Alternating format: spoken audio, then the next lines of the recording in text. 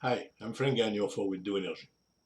Sometimes people ask me what's the efficiency of your wind turbine. And I'm a bit embarrassed because it could mean a lot of different things depending of what is your objective. It could be a return on investment, or it could be the efficiency of the aerodynamic of the wind turbine by itself, or it could be the efficiency for the grid. There's a lot of different objectives. So if you want, we're going to talk about that for a few minutes. When someone wants to install wind turbine or wind farms, the first question is what's going to be my benefit and what's beside the invested capital? What's going to be my return on investment? It could be in here, it could be in an annual percentage. So maybe it's the most important point, but this depends on a lot of small things, different things. For example, the benefit is the quantity of electricity that you produce annually, megawatt hour, by the selling price. The selling price is very important in the potential benefit. And over that, you need to reduce the annual amortization, the interest paid, the maintenance, the rental of the land, if there's, the royalty, if there's, and taxes, administration, and stuff like that. And from those expenses, you may reduce some subsidies or carbon credit. Let's figure a first ratio. The financial performance is going to be the wind yield by square meter, the quality of the wind turbine, the number of square meter of your wind turbine, and the wind potential of the site. You divide that by the cost. So for example, if you produce 1,000 megawatt hour per year with a wind turbine, and this wind turbine costs you $100,000 per year, you produce 0.01 megawatt hour per dollar spent.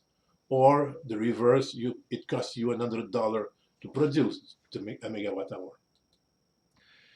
So in this example, if you increase the amount of electricity produced for the same cost. For example, you can produce 2,000 megawatt hour for the same $100,000 pay cost per year. Well, then you produce 0.02 megawatt hour per dollar spent, or your electricity costs $50 per megawatt to produce. It could be the reverse.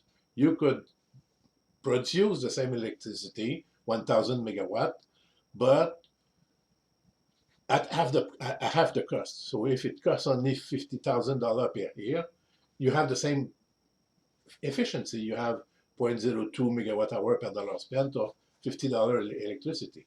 So right there, you see that the same result may come from different sources. An example, for example, if you increase the surface of the wind turbine by 25%, let's say instead of having 1,000 square meter wind turbine, you have 1,250 square meter wind turbine. And having a larger wind turbine increase your cost by 10%. But at the end, you have a better efficiency, better financial performance of 14%. So it's worth it. And in large wind turbine, you saw that very often. It's well used, and you can increase the size of the turbine, and most of the time you're going to save. Beside the cost, you need to do that increasement. But you can also have a wind turbine that is a bit less efficient. For example, less 10% of efficiency, but this wind turbine is more simple, and your annual cost is 25% less. So then you have a 20% yield increase. So there is a different way to achieve a good result, to improve your result. Wind yield. It's composed by aerodynamic performance, by mechanical efficiency, by the efficiency of the generator, the efficiency of the power electronic, and the downtime. Aerodynamic performance is maybe the most complicated one. First, you have to start with the BET's theoretical limit of 59%. The wind, when you yield energy from the wind speed, necessarily the wind speed gets much slower. So the air that go on the back of the wind turbine is much slower than the one that income in the wind turbine. So there's no room for all the air. So a lot of the incoming wind pass on both sides of the wind turbine, and there's no choice. You know that the wind have to go somewhere. So it's impossible to have a better efficiency than 59% aerodynamic efficiency. And some pretend that sometime on the internet. If you see that, turn back and run away, because it's impossible. They don't understand what they do. In the best wind range, giant wind turbine, the three-blade wind turbine, going to have a yield of 45 to sometimes 52%. Good Darius wind turbine can have a yield of 50%, but what's on the market is much less efficient, and very often you have only 25% of efficiency on the aerodynamics. And this, I say the best wind range, because when the wind is lower, the efficiency change. You have a bit less efficiency most of the time. And when you have a stronger wind, you also have less efficiency. And up to a point, you have to stop the increasement of the power of your turbine. So you have to break the turbine. So beside the potential of the wind, it's also a reduction of the efficiency.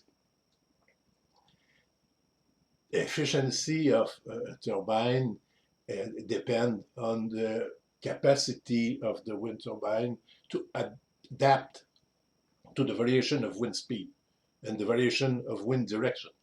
Giant wind turbine, if the wind change from 5-10 degrees, there's not big difference. You still have almost the same efficiency. But if the wind comes at 45 degrees angle, 75 degrees angle, then the efficiency drops a lot. The rotation speed of the turbine must be well controlled also, because it's very important to get the maximum efficiency. You can have also some indirect problems with the efficiency.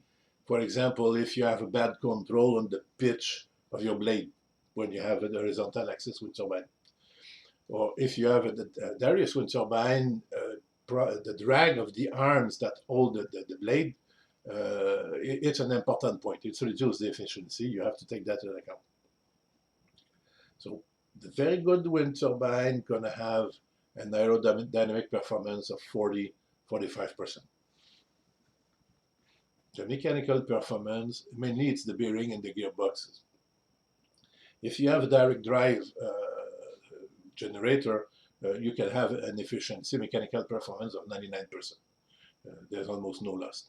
But if you have a gearbox, you can lose 2, 3 more, 4 more percent of energy because of the complexity of the gearbox.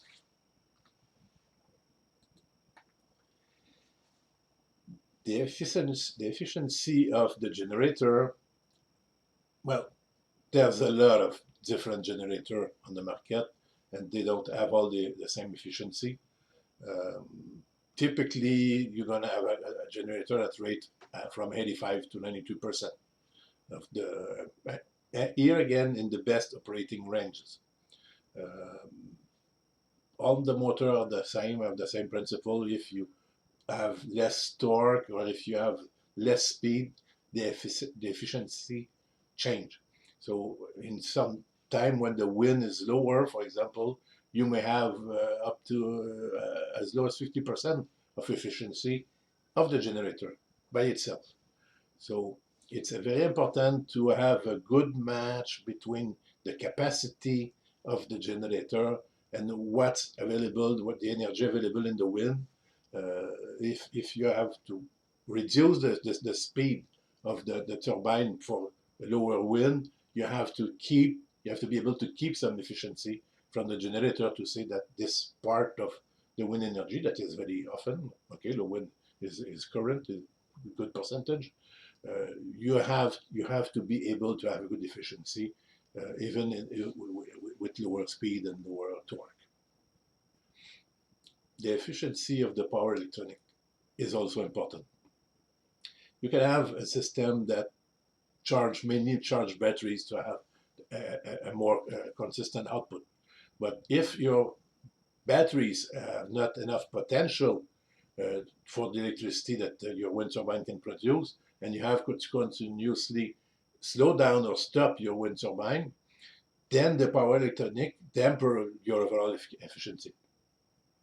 It can also be the quality of the electronic component that you use. If you use things from China, and there are some very good, but you can have some good deception also. So a good system for large wind turbine, 96-97% efficiency is common, but it can be as low as 80%. The downtime is very important in the overall efficiency, because if you have to stop your wind turbine every month for a day to make maintenance, well, at the end of the year, you see it on the result. And if your wind turbine broke continuously, you have to change part.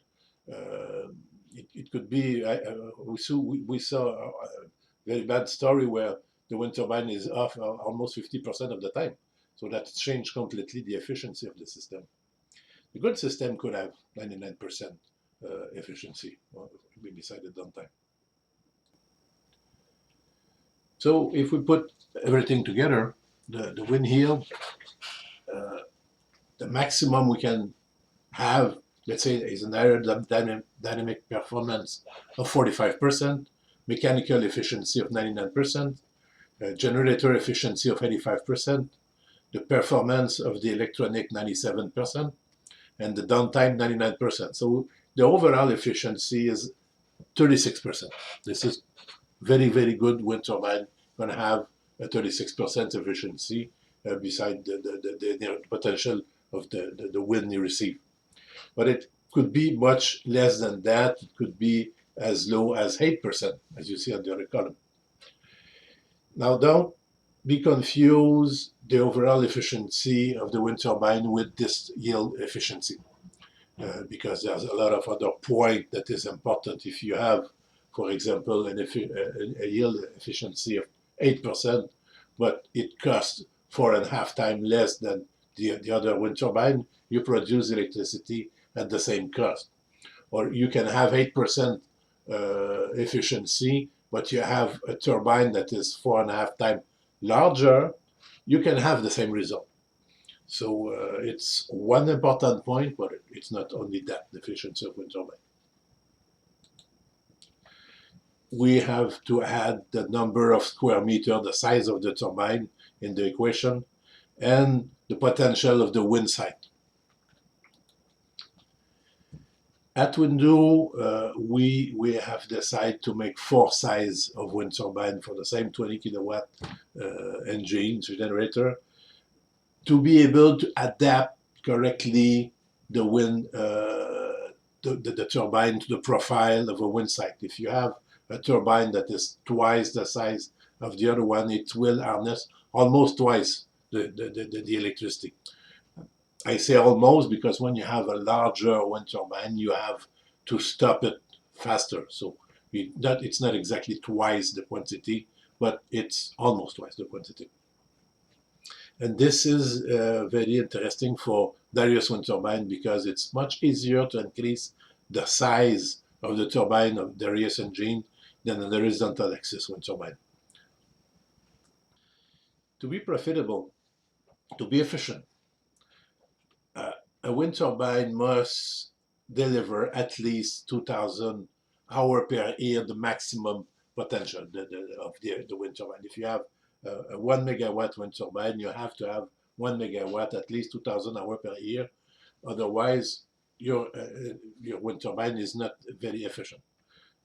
Very often you're going to see on the web the curve that are approved curve, that are verified curve, that the nominal power of the turbine is as 12.5 meters per second, 45 kilometers per hour.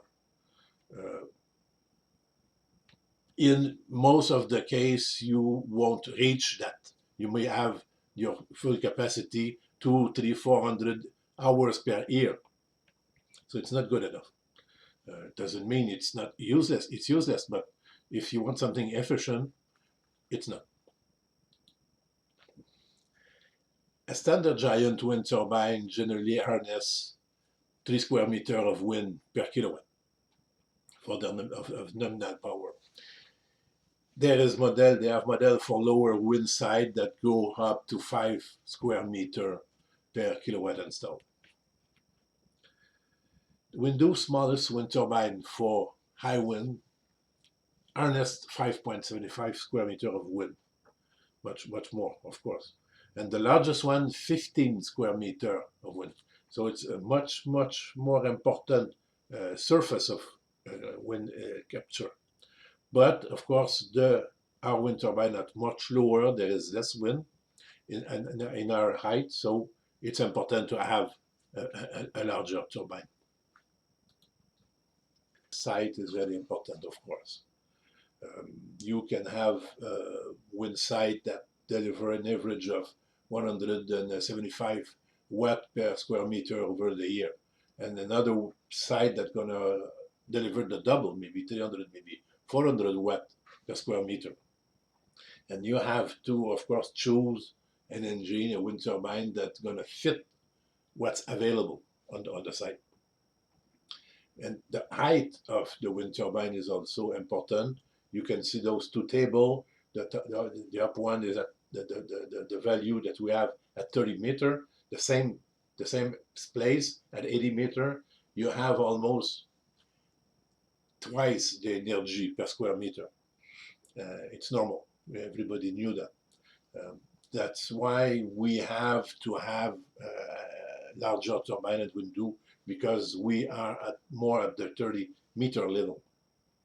It's not all the same. Here it's 2 for 1, but sometimes you lose only 30 to 40% of the capacity of the wind. Yeah, but sometimes you can lose as much as 60%. You have also to have a look at the season, because you have a very different wind potential in summer and in winter. And if you may wish to optimize your wind turbine for winter, if you want to produce more energy so you can use it for heating.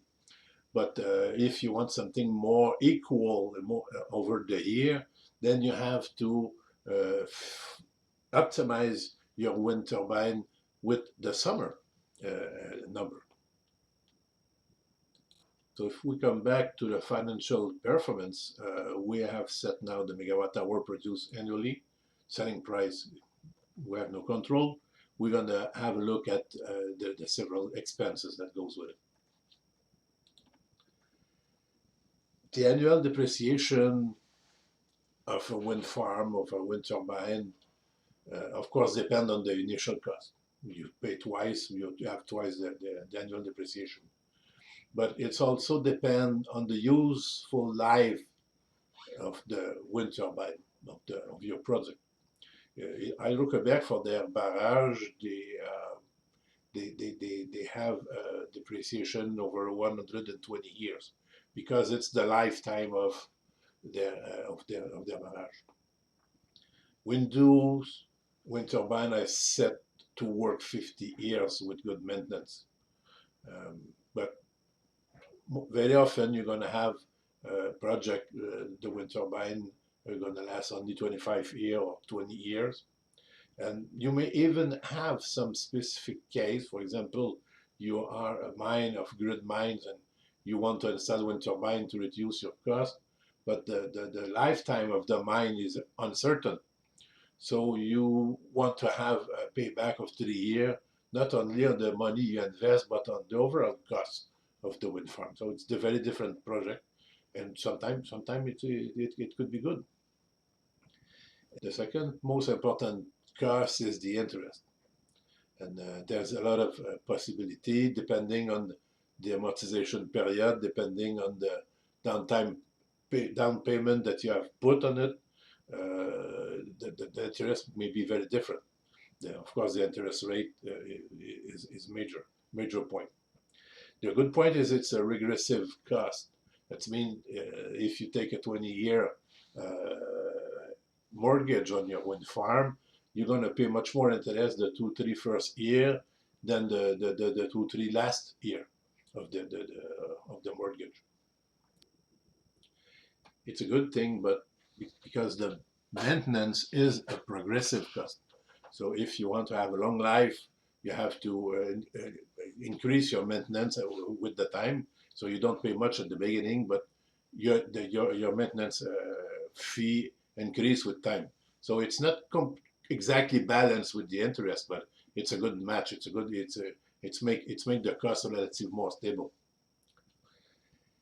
Land rental may be zero if it's a farmer that installs a wind farm on his own land, for example, but it can be significant if you have to rent, if a giant wind turbine rent a space on cultivated land, they have to give a significant amount. Royalty can also be important. You have sometimes it's by law you have to give some compensation to local authority for the wind turbine because there's always some contestation, people that say it make noise and stuff like that. So give royalty to the local administration, allow the local people to have more service on the other side. So it's a fair trade. And taxes can become an important point because if the local authority decide to tax the turbine at the value of the turbine on the land, it could be significant. There's some administration fee, of course, any kind of activity. The carbon credit can be important, but it's difficult to calculate. Most often, you're going to have investment subsidies. American government have done that for a long time, and the Canadian government just starts some. So it's of course change the financial performance. Another efficiency calculation is on the grid side. What's the efficiency of the electricity delivered beside the capacity of the link? This is the green line on this table. So if you have well theoretically if you have a 1 megawatt wind farm, you can deliver 8.76 gigawatt hour per year to the grid. Of course, it's not possible. The wind energy cannot achieve that. But if you have low efficiency, it's more difficult. It's more embarrassing for the grid to manage. So poor system, we saw that on the past, can deliver as low as 20-25% efficiency to the grid. But today, very good. Usually today on onshore wind farms, we deliver 35-40% efficiency, and offshore wind energy is sometimes more than 50%. It's important to understand that for the grid manager, low efficiency is more difficult to manage. At the end, the cost of the production of electricity is very important, and the price you sell it is the counterpart. So you can have a wind farm, a 1 megawatt wind farm that costs you $200,000 per year. If you produce 4 gigawatt hour, your electricity cost is $50 per megawatt hour that you sell. If the same wind farm costs only $100,000, of course it's $25. It's half. So there's no two projects that are the same. There's always difference. Which wind farm, the profile, the design of the wind farm, the availability of wind and everything, and the cost, more on one place, less on one place. It's always different. So you cannot come with one price. I'd say my wind turbine produce electricity at $60 per megawatt hour, if someone tell you that, they don't know what they're talking about. It's never there's no two projects that are the same. Now the efficiency for the owner can vary a lot. If you have a farmer that install 1 or 2 megawatt of wind turbine in his homeland, and he produce electricity at $40 per megawatt hour, but he sell its electricity at 55, he got a return of $15 per megawatt hour, which is very good. It's comparable to the giant wind farm, for example.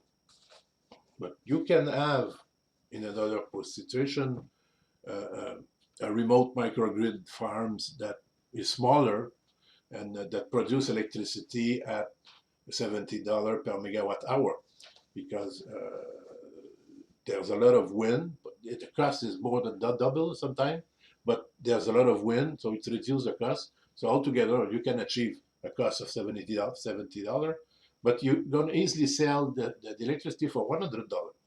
So your return is $30 per megawatt hour. It's even more. So it's not only the cost of the electricity, but the opportunity also that make the benefit. Another example is if you can have a small factory that install 100 kilowatt of wind turbine in his backyard, and use this electricity. Of course, it's a small system. The production of the electricity may cost $100 per megawatt hour.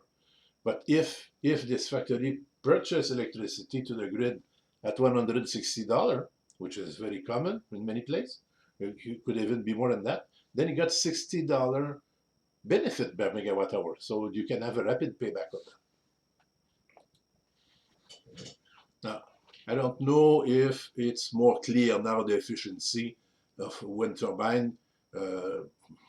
I doubt it's very clear because it has too many components. What's important to keep in mind is there's no two cases that are the same, and the efficiency greatly depend on the objective of the entrepreneur that want to build a wind farm. So the next time someone asks me what's the efficiency of my wind turbine, I hope it won't take 20 minutes to answer. Have a good end of the day.